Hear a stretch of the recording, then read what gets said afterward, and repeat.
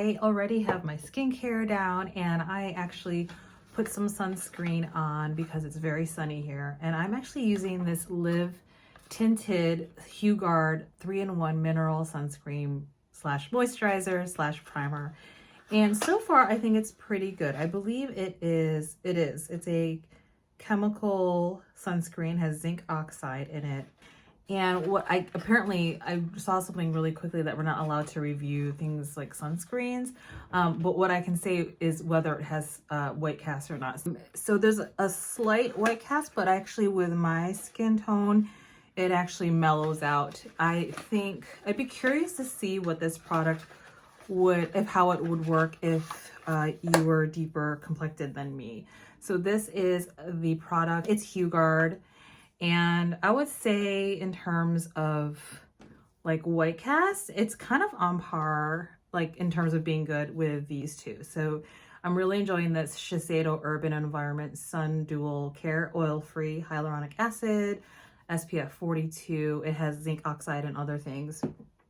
This Tatcha one, it almost disappears completely. And this has 10% zinc oxide, SPF 50, which I like. And this is SPF 30. So it's the least amount of SPF out of all of these. I would say if I'm not going to be an intense light, I would use this every day. But in terms of higher quality SPF, I've been really loving this Sisley Youth Protector SPF 50. And it's from Europe, so it has different SPF ingredients, PA++++. I'm testing these out to protect my face, but also if I have white cast and amount of protection. So the highest protections are the Tatcha and the Sisley.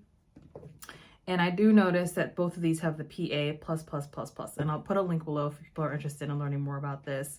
This is 42, the second least, and then this is the least amount. I would use this every day because it's a bit cheaper and it does feel like a lotion. This I love, but it's so expensive. It's not a lot of product. It's 1.3 ounces. This is 1.7. I think this was around 30 bucks and this was over 100. So in a ways, I think Sisley is wonderful product, but it's ridiculously priced. So I wanted to try it because I do think it's probably one of the best, but if I'm gonna spend this money again, I wouldn't spend money on this again. It's just too expensive. I think this is an easy dupe, but it's not the higher SPF, which I'm kind of sad about. But I do like this Tatcha Silk Sunscreen Mineral Shield. The only thing is I loathe the packaging, and you can read reviews on Sephora and whatnot, and I ignored it and I shouldn't have. I literally opened it on the first try and it exploded, and I had it sit out. I was trying to just see if it would stop exploding because there's something in the mechanism where it's a vacuum where it just kept on coming out. I was not aggressive with it. It just like exploded. And so for the price, I think it's over $50. Yes, 1.7. So it's the same amount as this Live Tinted. Tatcha is about 1.7 fluid ounces. I lost some product because it was exploding. So I actually think this is a very beautiful product. If you're looking for a sunscreen slash primer, this actually, I would say these are comparable in terms of using as a primer slash sunscreen. I think this is almost a little bit more mattifying and silky. That's kind of Tatcha's thing, but the packaging is horrid. I'm not going to return this, but I'm not going to rebuy it until they fix the packaging. Or what I might do is, and I don't like doing this, is, but if it's that good, I don't know if it's that good. What I would, if I were gonna buy this again, or if you were thinking about buying this, I would recommend decanting this. Like I would put this in another mechanism because it's just, I'm always scared if I'm wearing clothes to open this that it's going to explode again. So I'll show you quickly like the textures of these. So that's Live Tinted. And it has like a yellow, it's like a yellow cream base. So that's really, I think that's really good if you're medium tan. That's not going to show the white cast. So it's not a matte, it's just, it has like a light moisturizing glow. I'll show you the Sisley one, Super Sans Soleil. It's in French, so I'll just put the product details below. So this is more like a traditional cream, and a little goes a long way. Do you see that? Very moisturizing. This is probably my favorite, and it better be because I paid over $100. So a little goes a long way. I don't find like there's a white cast at all. It really just looks like lotion. And SPF 50, you can't beat that. I'm gonna do the Tatcha last. So this is the, I would say these are comparable, but this is a little bit better. So I have the Shiseido oil-free hyaluronic acid, and it's also very liquidy. So these last two are very liquidy sunscreens. And this, out of all the four I'm showing you, probably has the most white cast, but it's still pretty good. So you can see that live tinted blends into the skin more. Packaging, but you can see where it's rubbed off because the product actually sat there, and it just, you can look online. Oh, oopsie. So it's starting to explode already. I don't know if you can see it. So it's just, there's something in the vacuum mechanism of this where it just starts to like ooze out like a volcano. So I didn't even squeeze it. It just started oozing out. And so this is what that product looks like. So it's also almost like a pink milky texture, similar to the Shiseido, but it spreads really nicely. It doesn't have any tack. It feels almost like a moisturizer, but I think what I like is that it really truly does feel like a primer as well as a sunscreen. I don't know, out of all these, I probably love this as the best as a sunscreen slash primer, but I hate the packaging the most out of this. So again, unless they change it, I'm not gonna buy it again. But in terms of like what is my favorite sunscreen, I'm not gonna necessarily worry about like it being a primer. It's this. It just feels like really good skincare in addition to having SPF 50. But if definitely most people are not on their budget for this, so I would say try out Live Tinted. It is women of color owned. She's South Asian and she has a whole line. And so I ended up getting, there was a 2-for-1 deal at that time. And that's what I have on my face as a base. It's meant to be a primer, so I'm not gonna do anything else. I tried this Hourglass. This will be my third day trying it. What I can reveal already is that the first time I used one of, I think I used probably, I wanna say I used one of these as a primer, and then I used the Hourglass. And I didn't use it for, I think, 16 hours because there's no way I use foundation for 16 hours. I don't want makeup on my face for 16 hours. So I think I used it for about 6 to 8 hours. Yesterday, I used the Milk Hydro Primer down. I didn't use the SPF. So I used this plus this, and I did have a long day, and I had it on over probably 8 to 10 hours. By hour 8, I noticed it started lifting around here, and it looked really bad around my nose. And I could just, when I looked closer, I could just start seeing my pores and it lifting, and it looked terrible here. So I'm gonna try it for the review for my third day and see if this messed it up. I'm not sure, but I mean, that's primer, and it should be working well with the primers I'm having. So this is about, I think, I'll put the price below. This is about a $50-ish to $60 foundation. I feel that Hourglass is trying to be like a luxury, like low-key luxury foundation. And I think there's actually maybe other foundations that are better. So let me just go ahead and try it on. It's supposed to be like a medium, light medium foundation, but for me, I feel like it's a medium full. And there's something interesting about this formula where it's very like gel-like, so I don't even really have to, when I show you, it doesn't move. It's pretty thick. And what I notice about this foundation, it is very, very pigmented. So even one pump is enough, more than enough for me. This is a hair too light, or it could be my color, but there's something in this formula because it's like light reflecting, and that's what Hourglass is known for. It has like pigments that diffuse or play on light. It almost comes off a little bit too light on me. And that's kind of their thing. So again, just one pump, and it's super pigmented, and you'll see in a little bit, like I'm not putting very much at all. And I would say like, don't put too much on at first because it's gonna start caking. This is a very thin but pigmented foundation. Okay, so I put then less than half on that, and I'm gonna show you.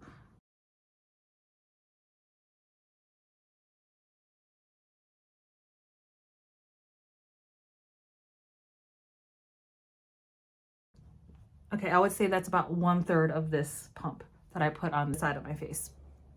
Okay, so that's the one side. I'll lean back so you can see.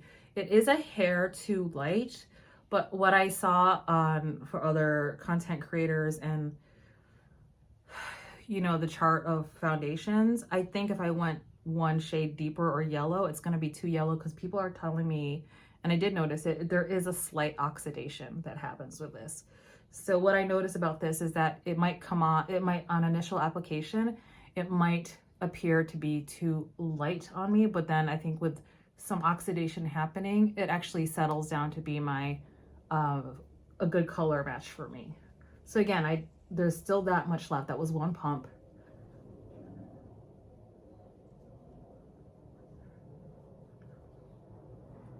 And I'm using my BK Beauty 101 brush. I love this foundation brush. It's synthetic. This is my favorite brush out of the BK Beauty set. Okay, so you can see I have like about 1/3 to 1/2 of that pump still on my face, like left. And so it's very, very pigmented, and I'll get up closer so you can see. And it's supposed to be like a light medium foundation, like coverage. I feel like this is like bordering medium to medium full, at least for me, what I'm used to. The coverage on this reminds me, at least not the texture, but the coverage reminds me of the Chanel Ultra Le Temps foundation, but it's not matte. There's like a luminosity to it. I'm not gonna say dewy, but it's definitely, there's some radiance, and that's kind of what Hourglass is known for, like working on like using pigmentation to like be light reflecting. I have some marks here, but it doesn't cover it fully. What I'll do is take some of this left over, and then you can see how pigmented that is. So I don't want to put too much, because I think I used like probably less than half of this, or probably used the same amount yesterday, and it was still starting to cake. So again, where I saw the caking was right here, and then even on my nose, I can see it welling up a little bit. So that's kind of my tell of like a foundation, of whether it's going to wear well on my face, because my challenge area is this area right here, where you can see a lot of my pores, and then some of my fine lines for aging. Seen one review from Shea Voyage where she did not like this, saying it wasn't for dry skin. And I was like, okay, so maybe it'll be good for oily skin. So I have oily skin, but still, I think it's a fussy foundation. And for the price and like the foundation market, it's really competitive. I mean, I'm not gonna have to work to make it work for foundations. I have a lot of foundations that are just as the same price point as this, that are actually perform better. So you're seeing my review now. And what I'm gonna do is a little bit different than I did yesterday. So I'm taking a beauty blender and just going over the foundation and kind of rolling it into my skin to see if that helps with the longevity. I did my under eyes, and I did some eye prep here for makeup. I have not powdered down this foundation yet, so I just want you to see how it's kind of glowy, and I could stop here. And if you're new to my channel, welcome. And if you're not, then you know I actually, because my face is so oily, I need for me to powder down my face. I'm grabbing my Sonia G Inoshige Pro brush and just grabbing some Sicily loose powder and tapping it gently.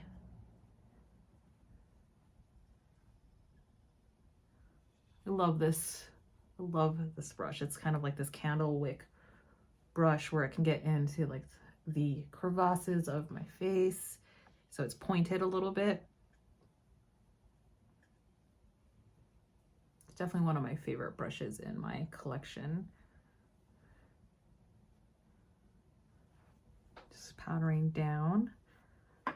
I do keep this Inoshige in a sleeve so it maintains its shape. Less dewy, but actually still you can see there's a nice luminosity to it. I think if you can get this foundation to work for you, I think it's a very beautiful foundation.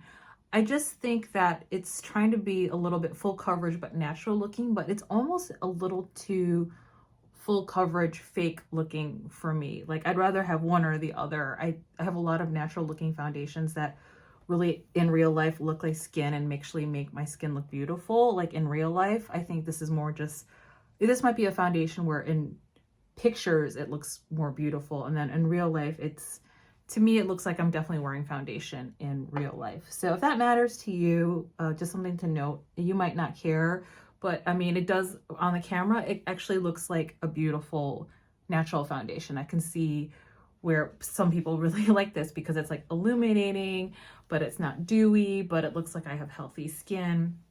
And I just wanted to show you what the base looked like without any sort of color or bronzer.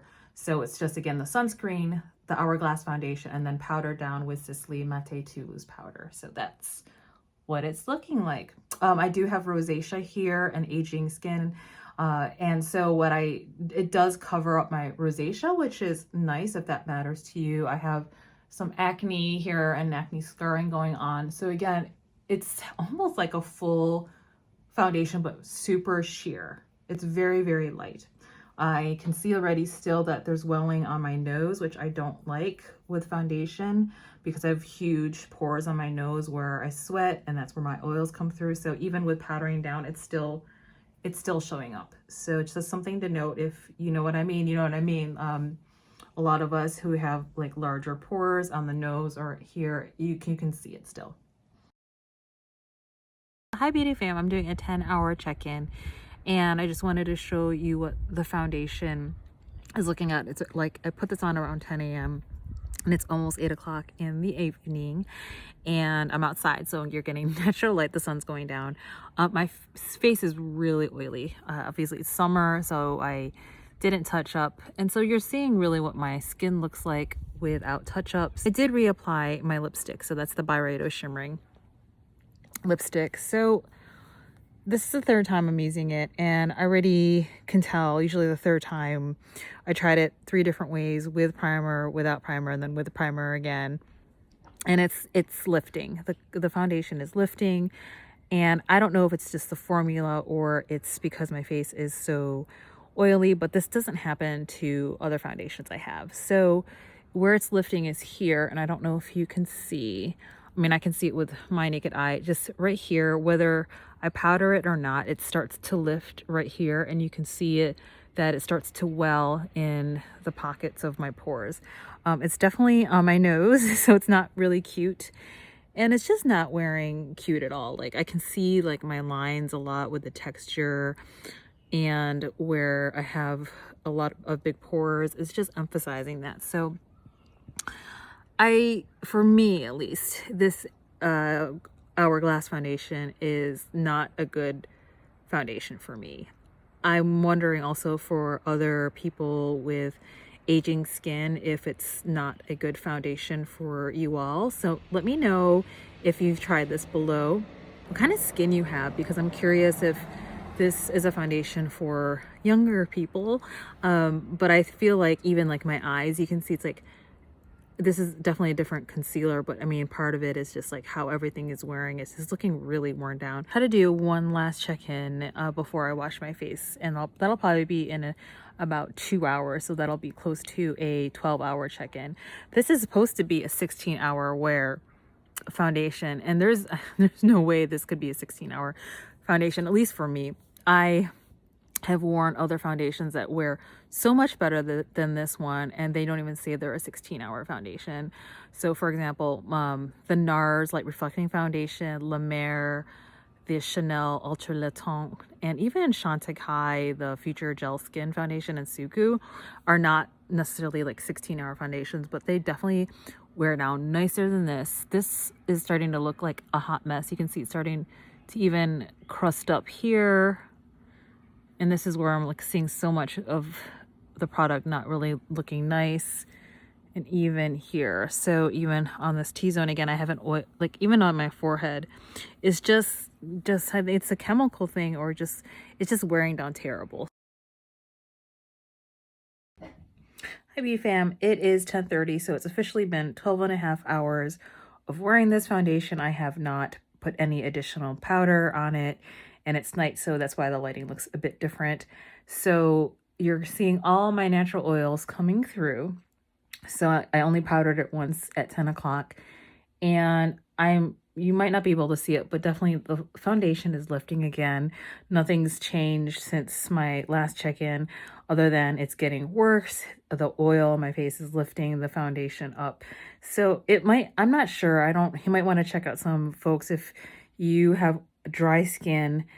this might work for you, but I'm not sure. I saw Cherie Voyage's Instagram post about this foundation, and she said for dry skin, it wasn't good. So I'm letting you know, for aging skin, for oily skin, it is also not good because it's really lifting mostly around the cheek area and then my nose. So, you know, for this price point of a foundation, you can find similar price foundation that's actually better. In terms of my favorite soft blur foundation would be La Mer or Chanel, or even just like the same price point with not the same finish. I would say NARS Light Reflecting Foundation. This is probably one of the worst foundations I've tried in a while. It's not as bad as the Charlotte Tilbury Beautiful Skin Foundation, because as soon as I put that on, within an hour, the foundation was lifting and it was a hot mess, and that didn't even last. This, from far away, it looks pretty nice, pretty great, and it's part of that light reflecting formula they have, or technology they have for Hourglass. But in real life, I can see where it's lifting mostly here, so it's not pretty. So this foundation is definitely a no-go for me.